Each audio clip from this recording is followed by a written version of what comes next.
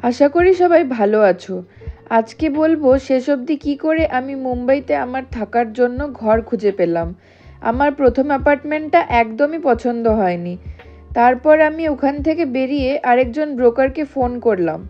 সে আমাকে বলল আরে কলোনিতে যেতে।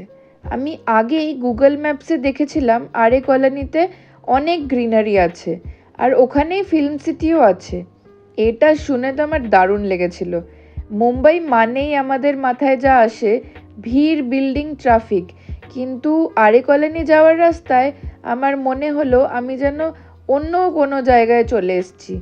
চারিদিকে বন, জঙ্গল, লেক, পুরো আলাদাই একটা ভাইব। তখন আমি ভাবছিলাম আচ্ছা দেখি হয়তো এবার ভালো কিছু হতে পারে। অটো আমাকে রয়্যাল পামে ড্রপ করলো।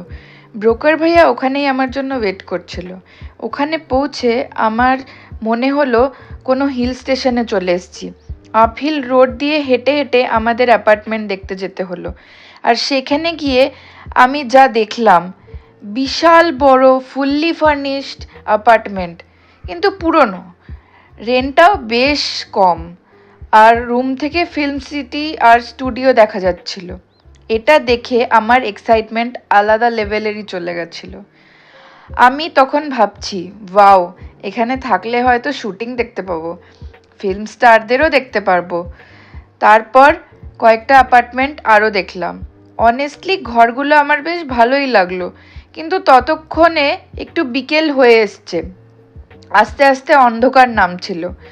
ওখান থেকে ফেরার সময় আমার বুঝতে বাকি রইল না যে এখানে থাকাটা অতটা সেফ অপশন হবে না আমার জন্য। এত বন জঙ্গল, কখন বাঘ ভাল্লুক বেরোবে কে জানে। আর অটোতেই ট্রাভেল করতে হবে আমার। তো তাই জন্য সব এক্সাইটমেন্ট একদম হাওয়া হয়ে গেল। নেক্সট ডে সকালে আবার বেরোলাম ঘর দেখতে। এই অ্যাপার্টমেন্টটা আমি লাস্ট রেখেছিলাম কারণ এটা কান্দিওয়ালিতে ছিল, একটু দূর। কিন্তু ফেসবুকে দেখেছিলাম এই একমাত্র অ্যাপার্টমেন্ট যার ব্যালকনি আছে, আর আমার একটা ব্যালকনি চাই চাই। তাই আমি গ্র্যান্ড রোড থেকে ট্রেন ধরে কান্দিওয়ালি গেলাম। তারপর গুগল ম্যাপস দেখে একটা ওভারব্রিজ পার করলাম, ভাবলাম এই দিক দিয়ে গেলে হয়তো ইজি হবে। কিন্তু যেই ওভারব্রিজটা থেকে নামলাম, আমার মনে হলো আমি যেন কারোর বাড়ির উঠোনে এসে দাঁড়িয়ে গেছি। এত ন্যারো রাস্তা, আমি কনফিউজড হয়ে গেলাম। মনে হচ্ছিল আমি যেন ট্রেসপাস করে কারোর বাড়িতে ঢুকে গেছি। তারপর একটু এগোতে দেখলাম ছোট্ট একটা গলি, আর তার মধ্যে লাইন দিয়ে ছোট্ট ছোট্ট ঘর, মাথার উপর ভেজা কাপড় ঝুলছে। একজন ঘরের ভেতর থেকে আমাকে তাকিয়ে দেখছিল। আমি তাকে জিজ্ঞেস করলাম রোডটা কোথায় দিয়ে যাব। সে বলল ইয়ে গলি সে সিধে যাইয়ে সামনে মিল জায়গা। আমি অনেস্টলি এরকম জায়গা আগে কখনো দেখিনি। এত ছোট ঘরে যে লোক থাকে এটা আমার কোনো আইডিয়াই ছিল না। তারপর মেন রোডে এসে অটো নিয়ে গেলাম লোখণ্ডওয়ালা।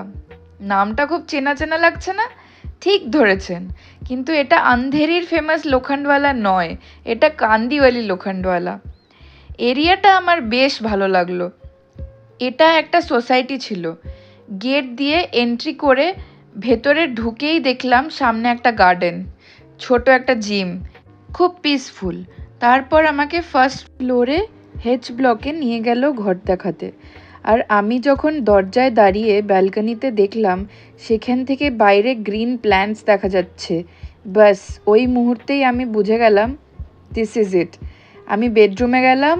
রুমটা একটু ছোট ছিল, মডিউলার কিচেন ছিল, যদিও আমার আগের কিচেন থেকে ছোট, কিন্তু অনেস্টলি আমি মেন্টালি প্রিপেয়ার্ড হয়েই এসছিলাম যে মুম্বাইতে স্পেস নিয়ে একটু কম্প্রোমাইজ তো করতেই হবে।